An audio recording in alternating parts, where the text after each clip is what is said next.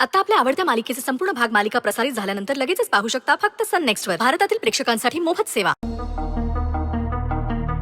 Please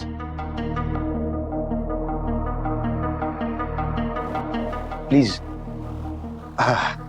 मी Jagdish Ahire, inspector Jagdish आहिरे.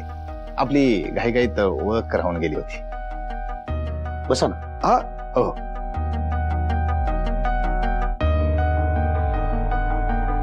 बसा. हो बसा. रिलॅक्स रिलॅक्स बसा.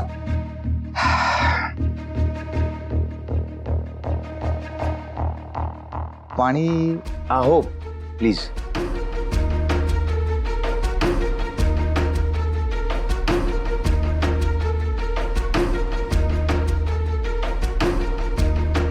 चौकशी दरम्यान काही म्हणजे तुम्हाला काही कळलं का? चांगलं जमतंय की तुम्हाला? काय जमतंय मला? हेच की त्या मुलीची किती काळजी आहे दाखवणं. सरपोतदारांचं नाव पुढे नेणार सुजित सरपोतदार. चांगलाय चांगलाय. एक मिनिट इन्स्पेक्टर, काय बोलताय तुम्ही? काय नाही, मी निघतो आता. हा, आणि साहेबांना सांगा ते काम झालेलं आहे. म्हणजे ती मुलगी आता काही कंप्लेंट करणार नाही. निघतो.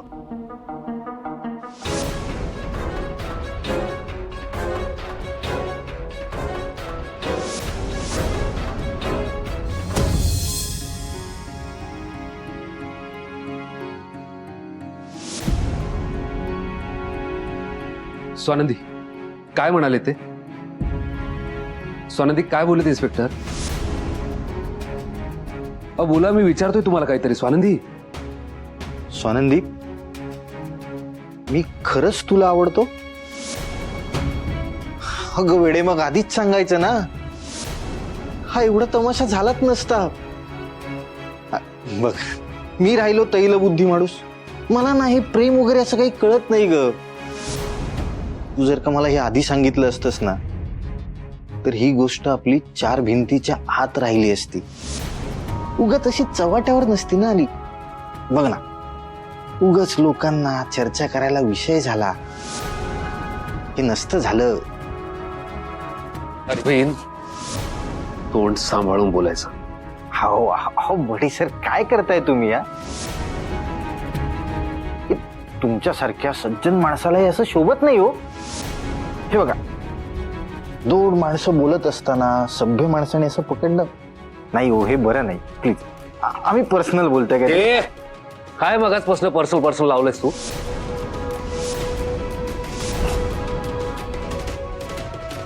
हे बघा मणी सर, तुम्ही ना नीट नोटीस नाही केलंय. स्वानंदी चोरून चोरून मला इशारे करायची, पण माझ्या कधी लक्षात नाही आलं. अरविंद, हो, आता माझं नीट लक्षात आलंय सगळं.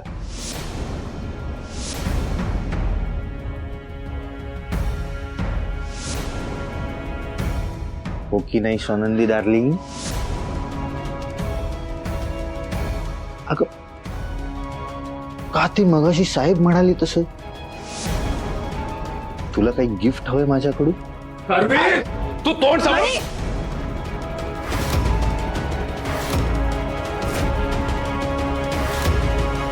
म्हणे काय चाललंय तुझं? तू एका कल्प्रिटला सपोर्ट करतोयस? हे जे काही झालंय ना, ते सगळं तिच्यामुळे झालेलं आहे. हे संचिता. मणी आणि स्वानंदी, तू एकाच वेळी सुजित आणि अरविंद दोघांनाही खेळवलंस. अगं, लाज वाटायला हवी तुला. आणि मणी, तू यात मध्ये नाही पडायचं. ऑलरेडी हा मॅटर खूप वाढलेला आहे. आणि यात जर तू इन्व्हॉल्व आहेस हे सरपोतदार सरांना कळलं ना, तर तुझं काय होईल याचा विचार करतो.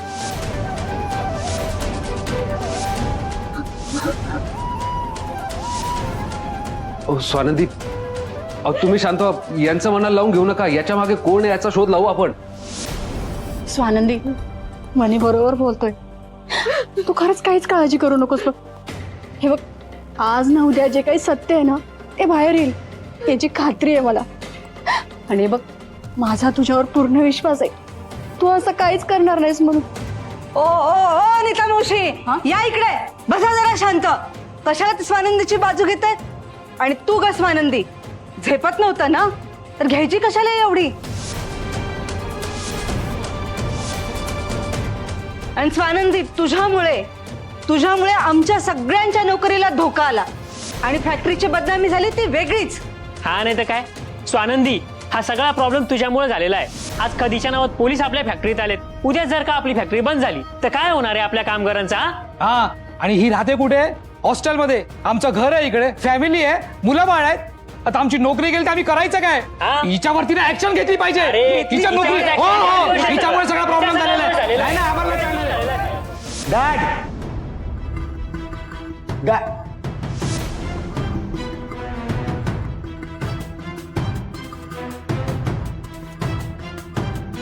डॅड आपल्या बापाशी बोलताना आवाज खाली करायचा.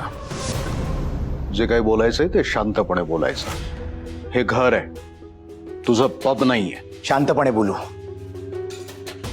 बोलू. तुम्ही हे जे काही शांतपणे मॅनेज केलं ना, त्यानंतर शांत राहणं मला तरी शक्य नाहीये. का केलं तसं डॅड? वाय? काय केलं मी? ओ, आठवत नाहीये तुम्हाला तुम्ही काय केलंय ते? डॅड, मी तुम्हाला किती वेळा सांगण्याचा प्रयत्न केलाय. स्वानंदी निर्दोष आहे, साधी मुलगी आहे ती हे असं काही करणं शक्यच नाहीये डॅड. हे जे काय तिचं आपल्या श्रीमंतीकडे डोळा आहे, आपल्या पैशांवर डोळा आहे. हो, तिला काही देणं घेणं नाहीये मी किती श्रीमंत याच्याशी. बरं मग त्या मुलीवर अन्याय झालाय. कोणीतरी तिच्याशी गैरवर्तन केलंय म्हणून ती पोलीस स्टेशनला गेली कंप्लेंट करायला. तुम्ही काय केलं? तुम्ही पोलिसांनाच मॅनेज केलं. आपण तिची मदत करायची सोडून आपण दडपशाहीनं तिचं तोंड दाबतोय. हे कळतंय का तुम्हाला डॅड? हे कोणी सांगितलं तुला? ज्या इन्स्पेक्टरला तुम्ही मॅनेज केलं ना डॅड, त्याने सांगितलं. माझ्या केबिन मध्ये बसून माझ्या तोंडावर स्पष्ट म्हणाला, जाऊन सांगा तुमच्या बाबांना इथलं सगळं मॅनेज झालंय म्हणून. आता ही पोरगी कसलीही पोलीस कंप्लेंट वगैरे करणार नाही वगैरे वगैरे.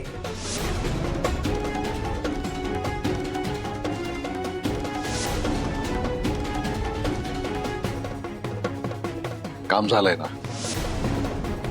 मग आता काय प्रॉब्लेम आहे? जे काम तुम्ही करायचं ते आम्ही केलं. तुम्ही नुसती लफडी करत फिरा. आता किती वर्ष आम्ही हे निस्तरायचं आहे सुजीत. पुन्हा सांगतोय आणि शेवटचं सांगतोय, लफडी करूच नका. आणि समजा केलीच तर ती कशी निस्तरायची, कशी मॅनेज करायची हे तरी शिका.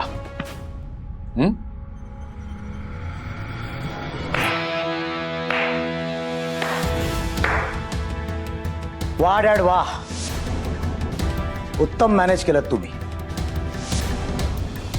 वा. तुमचा राग शांत झाला की बोलू आपण. मी जे काही केलंय त्यात कोणाचंही नुकसान झालेलं नाहीये. ही प्रकरणं अशीच सोडवावी लागतात. आत्ता नाही कळणार तुम्हाला, पण कळेल.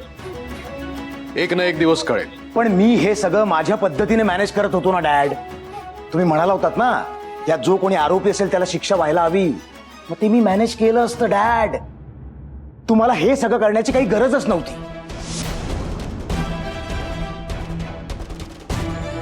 तू हँडल करत होतास कसं? कधी ती मुलगी पोलिसात जाऊन पोचली, बरोबर मीडियामधली मैत्रीण घेऊन. डोक्यात काही शिरतंय का तुझ्या? आणि तरी तू म्हणतोयस ती साधी आहे, भोळी आहे. मीडिया मधल्या मैत्रिणीला बरोबर घेऊन जाऊन तक्रार करायची आणि आपलेपणाचा आव आणायचा, हे ज्या मुलीला कळतं ना, ती पुढे जाऊन काय करू शकेल याचा अंदाज नाहीये तुला. डॅड, ती मैत्रीण होती तिची. मणी कसा माझ्यासोबत असतो तशी ती फक्त तिच्या बरोबर गेली होती. That's it. आता योगायोगानं ती जर्नलिस्ट निघाली, याला मी काय करू? तुझ्यावर सोडलं असतं ना तर सरपोतदार कंपनीला केव्हाच टाळं लागलं असतं. मॅनेज करतो म्हणे मॅनेज. अरे आत्ताशी कुठे तू बिझनेस मधली गणितं शिकायला लागलायस. 1 + 1 2 होतात हे शिकतोयस. ह्याच्या व्यतिरिक्त आणखीन खूप काही शिकायचंय. 1 + 1 11 होतात हे शिकायचंय. माणसं मॅनेज करणं, वेळ आली तर त्यांना अलगद बाजूला करणं, स्वतः नामानिराळं राहणं हे शिकायचंय तुला. लहान आहेस तू म्हणून सांगतोय. तुझ्या डोक्यावर आलेलं संकट ह्या वेळेला तरी मी दूर केलंय, म्हणून थँक्स म्हण आणि कामाला लाग.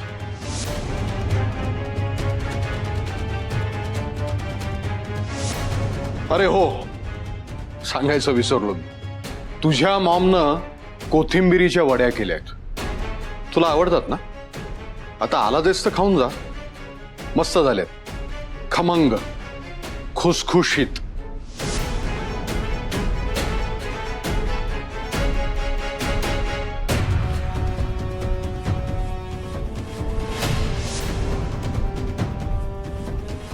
आधी आलाच ये चल आले.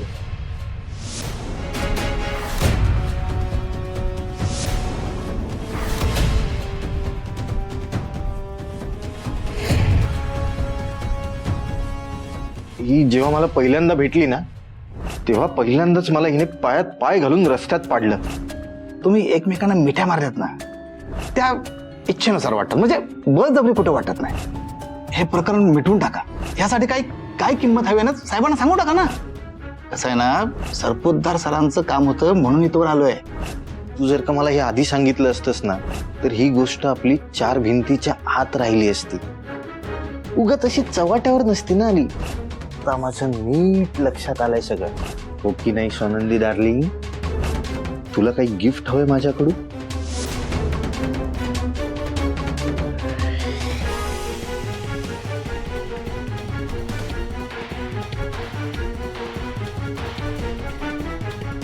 या स्वानंदीला गावठीला काय झालंय ग?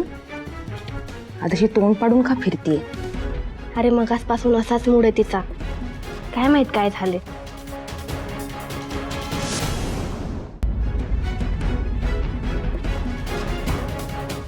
Swanandi, I am so sorry यार, मला एक इम्पॉर्टंट कॉल आलेला.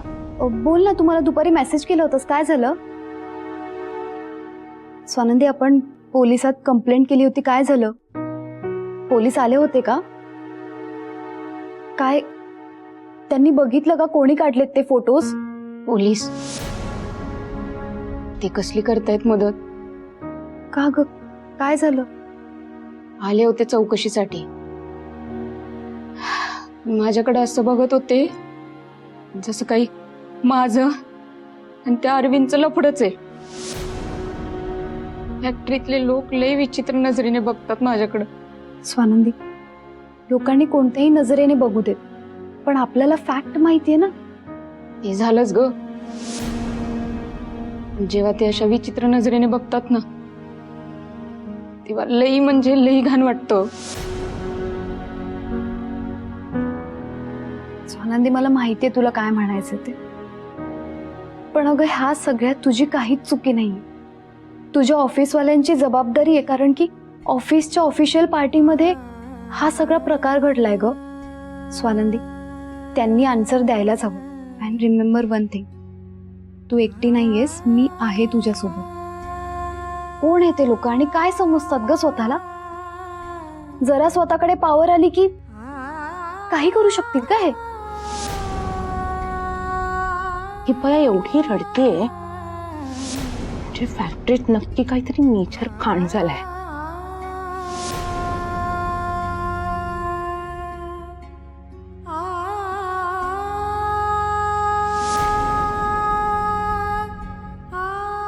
उद्याच्या ऑफिसला जाऊन बघायला पाहिजे नेमकं काय झालंय ते. साहेब, तुम्हाला भेटायला संचिता मॅडम आलेत. त्यांना थोडा वेळ थांबायला सांग, माझं महत्वाचं एक काम चालू आहे. साहेब, त्या म्हणतायत स्वानंदी मॅडम बद्दल काहीतरी बोलायचंय. ठीक आहे, पाठवून दे.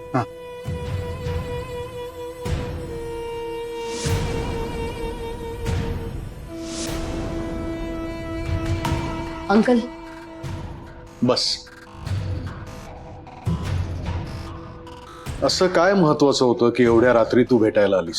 सॉरी अंकल, काही न सांगताच आले तुम्हाला, पण विषयच इतका गंभीर आहे की यावं लागलं मला. अंकल, आता जी गोष्ट घडली आहे ती तुम्हाला माहितीच आहे.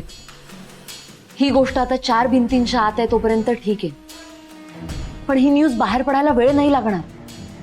आणि एकदा का हे बाहेर पडलं ना, तर तर आपल्यावर फॅक्टरी बंद करायची वेळ येईल. इतकं सोपं आहे का ते? अजिबात नाही, सोपं नाहीच आहे. जोपर्यंत फॅक्टरीच्या बोर्डवर सरपोतदार ही अक्षर आहेत ना, तोपर्यंत सोपं नाहीच आहे. पण अशक्यही नाहीये ना. आणि मीडियावाल्यांना काय, त्यांना रोज सगळ्याला काहीतरी स्कॅन्डल लागतंच. त्यात इतकं मोठं गबाड मिळत असेल तर कोण सोडणार आहे?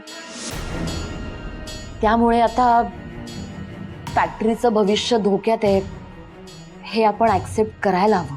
बरं, बघ तुझं काय म्हणणं आहे? अंकल, लहान तोंडी मोठा घास घेते, पण फॅक्टरी वाचावी म्हणून तुमची मदत करायला आलीये मी इथे. तुम्हाला माहितीच आहे की सुजितची किती काळजी आहे मला. सतत सावलीसारखी मी त्याच्या मागे मागे असते, पण यावेळी काय झालं मला कळलंच नाही हो. घात झालाच शेवटी. ती स्वानंदी जेव्हापासून फॅक्टरीमध्ये आली आहे ना, तेव्हापासून उतरती कळा लागलेली आहे फॅक्टरीला. आणि माझ्याबद्दल काय सांगू, माझं माझ्या कामावर किती प्रेम आहे हे माहितीच आहे तुम्हाला. अंकल, सुजितचं फॅक्टरीचं नेहमी भलं व्हावं हेच मला वाटत असतं. बरं, मग आता काय भलं करायला आलीस तू? अंकल, स्वानंदी या फॅक्टरीतून निघून गेली ना, की ना ती सुजितच्या आयुष्यात राहील ना आमच्या. आय मीन, तुम्हालाही त्रास होणार नाही अंकल. आता तुम्ही नोटीस केलंय की नाही मला माहित नाही, पण या नव्या सुजितच्या खेळण्यासाठी तो किती ऑब्सेस्ड आहे हे मला माहितीये. अर्थात ते वेळ काही सहजासहजी नाही सुटणार त्याचं. पण अंकल, आपण काहीतरी हालचाल करायला हवी. जर उशीर झाला ना तर कठीण होऊन बसेल सगळं. म्हणून मला असं वाटतंय की स्वानंदीने आपल्या फॅक्टरीतून निघून जावं. आणि मला खात्री आहे की तुम्हालाही असंच वाटत असेल. यासाठी वाटेल ती हेल्प करायची तयारी आहे माझी. कारण या घराने आणि आपल्या फॅक्टरीने मला इतकं काही दिलंय की अशा वेळेस मी तुमची हेल्प नाही करणार तर कधी करणार?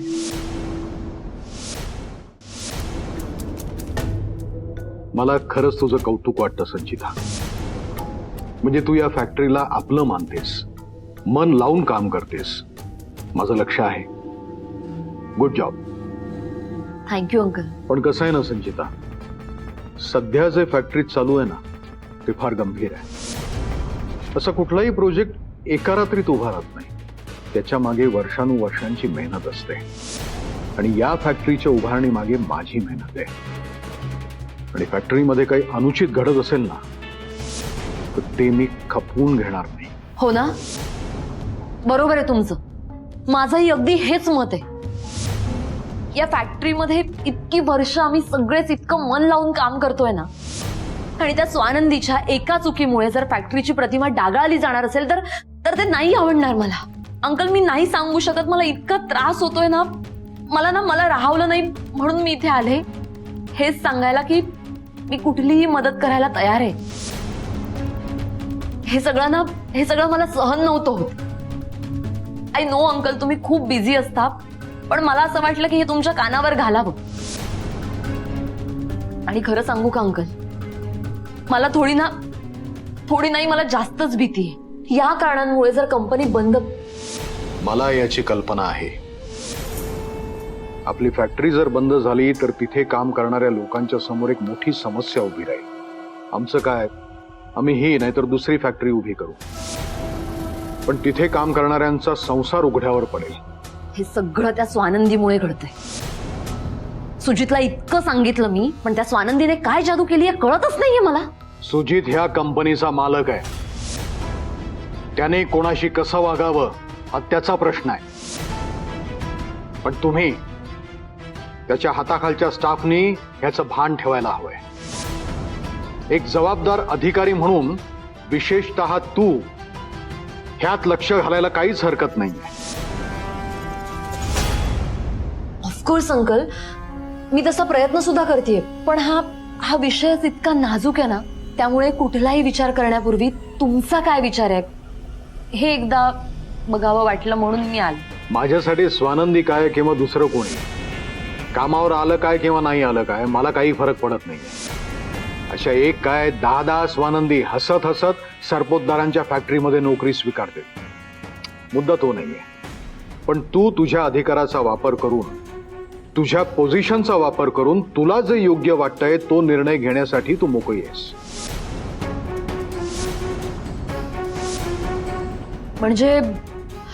म्हणजे कुणाला नोकरीवर ठेवायचं, कुणाला नोकरीवरून काढायचं, हा निर्णय सुद्धा घेऊ शकते का?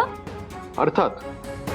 फक्त एक काळजी घे, कोणालाही कामावरून काढताना त्याचं बालंट कंपनीवर येता कामा नये, ह्याची काळजी घे.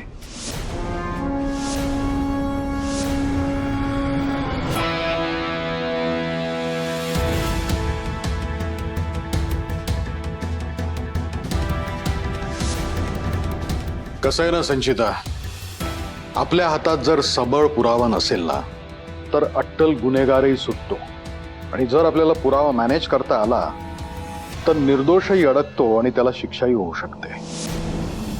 कळतंय ना तुला मी काय सांगतोय ते? हो अंकल, मला कळतंय.